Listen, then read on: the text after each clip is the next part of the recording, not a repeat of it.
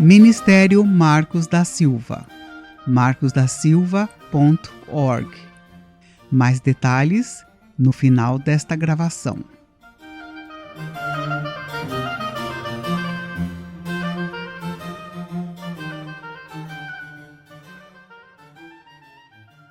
Série A Terra, o Céu e o Inferno. Estudo número 6. O Inferno. Acreditem, infelizmente, o inferno é bem real. Embora não sabemos a sua localização geográfica, o local realmente existe e será a habitação permanente para todos os demônios e para a maior parte dos seres humanos. Quando perguntado se poucos seriam salvos para o reino de Deus, Jesus foi categórico no sim, confirmando que de fato poucos conseguiriam se salvar. Verso: Entrai pela porta, grego pili, estreita, grego stenos, porque larga, grego platis, é a porta, e espaçoso, grego evrihoros, o caminho que conduz à perdição, grego apolia, muitos, grego polis, são os que entram nela. Quão estreita é a porta, e apertado, grego flibo, o caminho que conduz à vida, grego zoí. Poucos, grego oligos, são os que o encontram. De novo, entrai pela porta estreita, porque larga é a porta e espaçoso o caminho que conduz à perdição. Muitos são os que entram nele.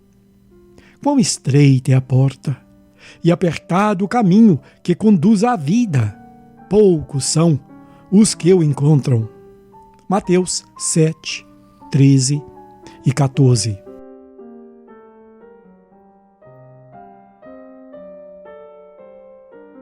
O inferno é um assunto desagradável de escrever.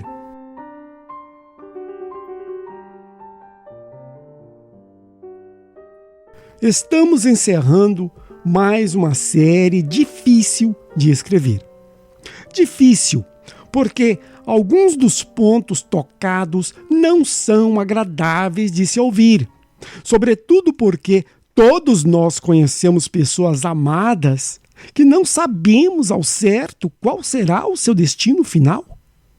Pessoas que já se foram e pessoas que ainda estão neste mundo, mas que não temos evidências que estão preparadas para o juízo final. Gostaríamos muito que todos os nossos queridos estivessem conosco na vida eterna que Jesus nos prometeu e, obviamente, que de forma alguma venham a experimentar a morte eterna já explicada no estudo anterior. Mas, ainda que este seja um assunto delicado, sentimos que deveria ser abordado. E hoje encerraremos a série escrevendo sobre o local mais temível e misterioso do universo: o inferno.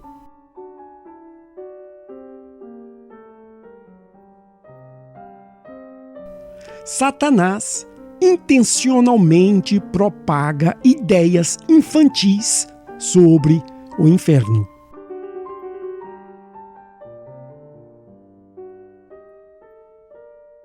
Satanás, o pai da mentira, aproveita a curiosidade e ignorância do povo para encobrir o inferno com as ideias mais absurdas e patéticas, tendo como objetivo que o povo desconsidere esta verdade claramente ensinada na palavra de Deus. E assim, ignorem os inúmeros alertas das Escrituras Sagradas. Uma boa parte destes alertas vindo da própria boca de Jesus. Mateus 3,12, Mateus 13, 42, Mateus 25, 46 e Marcos 9, 47. Além de conceitos infantis, como demônios vermelhos de chifres e rabos, temos também a ideia de que o inferno consiste de uma espécie de campo de concentração, um imenso presídio bem organizado, estruturado, tendo como grande chefe o próprio Satanás e como equipe de apoio os demais demônios, todos eles sujeitos à estrutura administrativa do local. Os presidiários, neste local inventado pelo próprio diabo, obviamente, são os pobres, infelizes e azarados seres humanos, que por causa de exigências excessivas ou por mero capricho, não foram aceitos no céu. Essas e outras fábulas são espalhadas pelo pai da mentira e seus servos, para assim manter o povo alheio à realidade do inferno. Local este que, infelizmente, será a residência permanente de milhões de almas.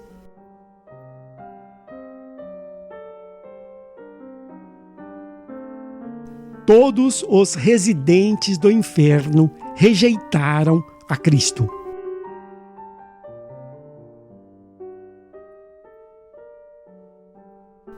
Irmãos, nem sei bem por onde começar, tamanha a ignorância do povo sobre o assunto. Mas, repetindo o que escrevi recentemente, iniciarei deixando bem claro que não haverá sequer um inocente no inferno. Todas as pessoas que lá estarão rejeitaram a salvação oferecida pelo Criador, algumas diretamente e outras indiretamente. Mas a salvação foi definitivamente e permanentemente rejeitada. Neste sentido, assim como Adão e Eva, cada ser humano teve a sua própria oportunidade de decidir se obedeceria à voz de Deus ou à da serpente. Aqueles que preferiram um caminho diferente do caminho do Senhor, que é Jesus, não poderão jamais reclamar quando experimentarem a morte eterna no inferno, pois a consequência da rejeição a Deus foi claramente expressa no aviso dado à raça humana. Verso: no dia que comeres, certamente morrerás. Gênesis 2:17.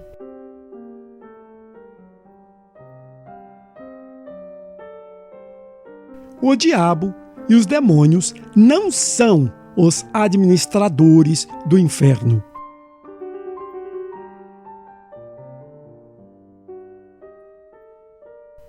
Devo esclarecer também que, contrário ao que várias pessoas imaginam, os demônios, muito especialmente Satanás, não terão de forma alguma qualquer privilégio neste local conhecido como inferno. Definitivamente, o diabo não é o administrador do inferno. Muito pelo contrário. Como os seres que inicialmente se rebelaram contra o Criador no céu. Como os seres que introduziram o pecado neste mundo e que torturam cada ser humano desde o seu nascimento. É mais do que certo que os demônios serão as criaturas mais infelizes neste local de sofrimento. De fato, Jesus foi bem claro que o inferno foi originalmente preparado não para os seres humanos, mas sim para o diabo e seus anjos caídos. Verso: então dirá também aos que estiverem à sua esquerda: apartai-vos de mim, grego, poroveste apemu, malditos, grego, kataraome, para o fogo eterno, grego, pirto eonion, preparado para o diabo e seus anjos. Grego, to diavolo ketis ageles aftu. De novo, então dirá também aos que estiverem à sua esquerda: apartai-vos de mim, malditos, para o fogo eterno, preparado para o diabo e seus anjos. Mateus 25, 41.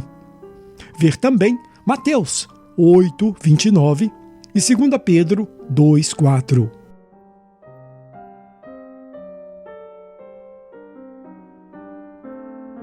A idade do inferno.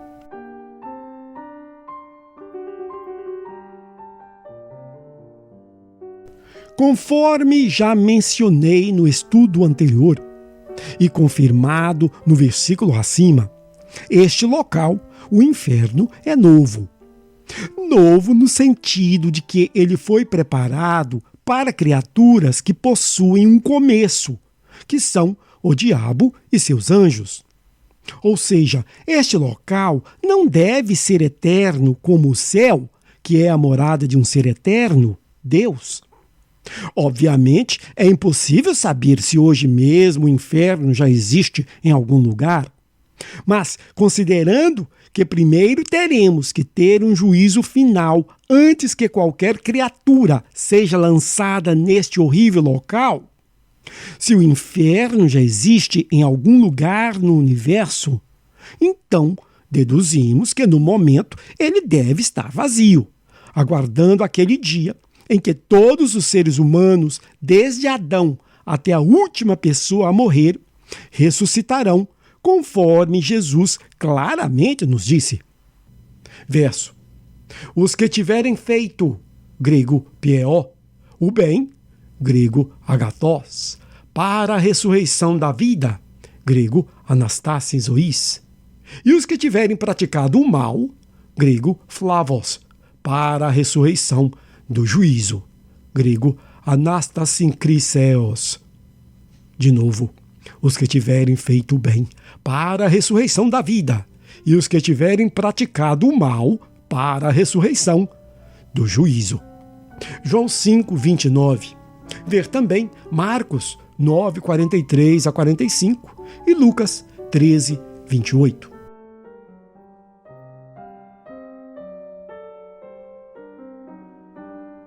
Fogo e ranger de dentes.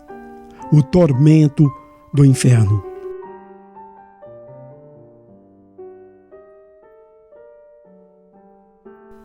Um outro ponto importante que devemos esclarecer é quanto à natureza do tormento eterno mencionado com tanta frequência por Jesus. O quão literais são o fogo que nunca se apaga, os vermes que nunca morrem e as trevas que não se dissipam, ninguém realmente o sabe.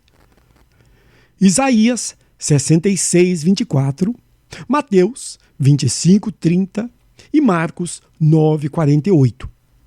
Mas sabemos, pela autoridade das Sagradas Escrituras, que nenhuma criatura será torturada pelo Criador, conforme alguns creem. Todo o choro e ranger de dentes no inferno ocorrerão como resultado natural da mão protetora de Deus ter sido retirada de quem lá se encontra. Sofrimento é algo mau, e conforme já mencionamos em outros estudos, em Deus não existe sequer uma gota de mal.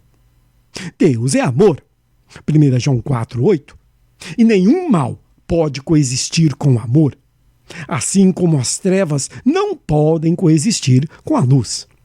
2 Coríntios 6, 14. Todo o mal que existiu, que existe e que existirá no universo é então simplesmente a ausência de Deus. Sua presença é o bem, sua ausência é o mal. Dizer que Deus causa o mal seria o mesmo que dizer que a luz causa a escuridão. Esta verdade nos ensina que Deus não é a causa do tormento eterno, como se a morte eterna que as criaturas impenitentes experimentarão neste lugar fosse afligida pelo próprio Criador. Não, de forma alguma. Verso: tenho eu algum prazer na morte do ímpio? Diz o Senhor Deus. Não desejo antes que se converta dos seus caminhos e viva?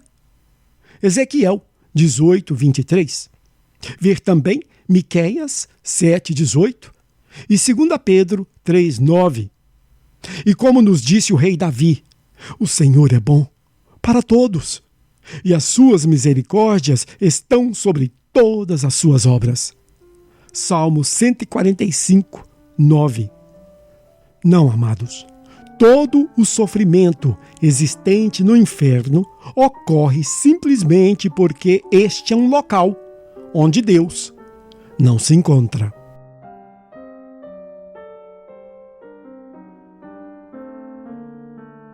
Os diferentes termos para inferno.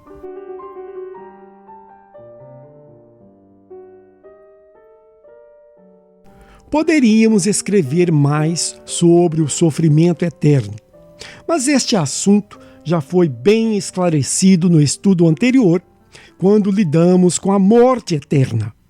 Também acho totalmente desnecessário entrar em detalhes quanto aos diferentes termos traduzidos na Bíblia como inferno: grego Hades, hiena, e hebraico Sheol, assim como suas explicações contextuais, uma vez que, independentemente de linguística, no final haverá apenas um destino para todo aquele que rejeitou o Messias: o inferno.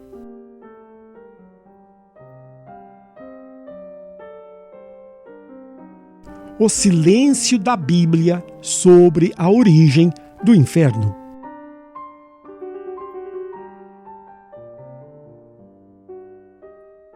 O inferno é o lugar que aguarda as criaturas que se rebelaram contra Deus, demônios e homens. Não especularemos quanto aos eventos que levaram o antigo Lúcifer e todos os anjos que o seguiram a serem banidos do céu e em breve passarem a eternidade no inferno. Isaías 14, de 12 a 17, Ezequiel 28, de 3 a 19 e Apocalipse 12, de 3 a 9. As informações disponíveis na Bíblia sobre o assunto são poucas e vagas. E se são assim, é porque não é do interesse de Deus que queiramos nos aprofundar neste tópico. Em relação ao homem, porém, possuímos todos os fatos necessários para entendermos não só o porquê os descrentes estarão no inferno, como também o que aqueles que ainda vivem podem fazer para que tenham o único outro destino disponível, que é a vida eterna no céu.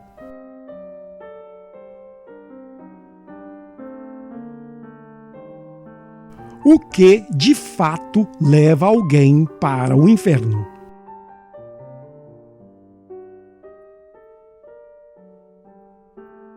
Temos que entrar agora em um ponto complexo, mas de suma importância. O destino final do homem, céu ou inferno, não será determinado por aquilo que ele fez ou deixou de fazer, mas sim na sua aceitação ou rejeição de Jesus. Este ponto é complexo, porque a aceitação de Jesus tem que harmonizar com a vida que este homem leva. Ou seja, existe claramente uma conexão entre a forma do homem viver e se de fato ele aceitou ou rejeitou a Jesus. Verso: se alguém me ama, grego agapao, obedecerá, grego tireo, a minha palavra, grego logos. E meu Pai o amará, e viremos a ele, e faremos nele morada, grego moni. Quem não me ama, não obedece às minhas palavras. Ora, a palavra que estáis ouvindo, grego akouo, não é minha, mas do Pai, grego patir, que me enviou, grego pempo. De novo, se alguém me ama, obedecerá a minha palavra, e meu Pai o amará, e viremos a ele, e faremos nele morada. Quem não me ama, não obedece às minhas palavras. Ora, a palavra que estáis ouvindo não é minha, mas do Pai, que me enviou. João 14, 23 e 24. Jesus nos disse duas coisas importantíssimas nesse verso. Ele iniciou a frase nos ensinando que para sermos salvos, temos Ele e o Pai morando em nós e não irmos para o inferno, temos que amá-lo. Até aí, nada de muito especial, pois, obviamente, todos os cristãos no mundo, se perguntados, dirão que amam a Jesus. Mas acontece que Jesus utiliza da partícula condicional si, grego ian, para que fique claro de que forma este amor deverá ser demonstrado. Explicando melhor, este alguém que diz amar a Jesus terá que comprovar esse amor obedecendo às suas palavras. As palavras que Jesus se refere consiste em que o seu verdadeiro seguidor precisa perder todo o interesse por este mundo, morrer para o eu e se voltar completamente para ele. Verso. Quem ama, grego phileo, a sua vida, grego psihi, perdê-la-á. Quem neste mundo odeia, grego miseo, a sua vida, guarda-la-á para a vida eterna, grego zoin eônio. De novo, quem ama a sua vida, perdê-la-á. E quem neste mundo odeia a sua vida, guarda-la-á para a vida eterna. João 12, 25. Ver também Lucas 9, 24 e Lucas 14, 26. Caso este alguém não cumpra esta condição imposta por Cristo, então, ainda que ele insista que ama Jesus em palavras, ou através das boas obras, ou nos seus louvores e orações, este amor simplesmente não existe. Ou existe, mas não no nível necessário para que a pessoa seja considerada pelo Pai como alguém que abandonou tudo por Jesus e que realmente deseja a vida eterna.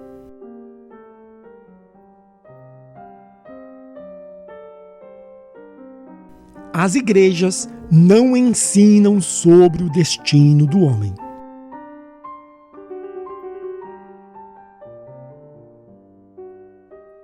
Queridos, concluindo esta difícil série, gostaria de relembrá-los do porquê ela foi escrita. Jesus praticamente não pregava uma mensagem sem mencionar o destino final do ser humano. O céu e o inferno, a vida eterna e a morte eterna, formavam a base da sua missão como o Salvador da humanidade. Afinal, o Filho unigênito foi enviado pelo Pai especificamente, verso, para que todo aquele que nele crer, grego pistis, não morra eternamente, mas tenha a vida eterna. João 3,16. Essa verdade, o ponto mais importante da vinda de Cristo, no entanto, está sendo completamente negligenciada nas igrejas. Este silêncio sobre o futuro do homem é, em grande parte, o motivo que temos tantos cristãos imaturos, homens e mulheres imaginando ser inconsequente viver com um pé na igreja e outro no mundo. 2 Timóteo 4:3, 1 João 4:5, Apocalipse 3:16. Pelo fato de verem tudo isto como algo distante e teórico, acabam vivendo sem desejarem o céu e sem temerem o o inferno. Imploro que não seja assim com vocês. É o meu desejo e oração que vocês estejam completamente cientes da razão da sua fé. Que todas as suas decisões diárias tenham como foco um viver em completa obediência às palavras de Jesus. Um viver que condiz com aquele que sabe que este mundo é como uma rápida brisa da manhã. Assim que a sentimos no rosto, ela já se foi. Espero te ver no céu.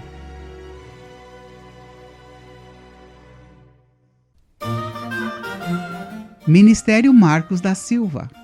Acesse o nosso material gratuitamente no site marcosdasilva.org.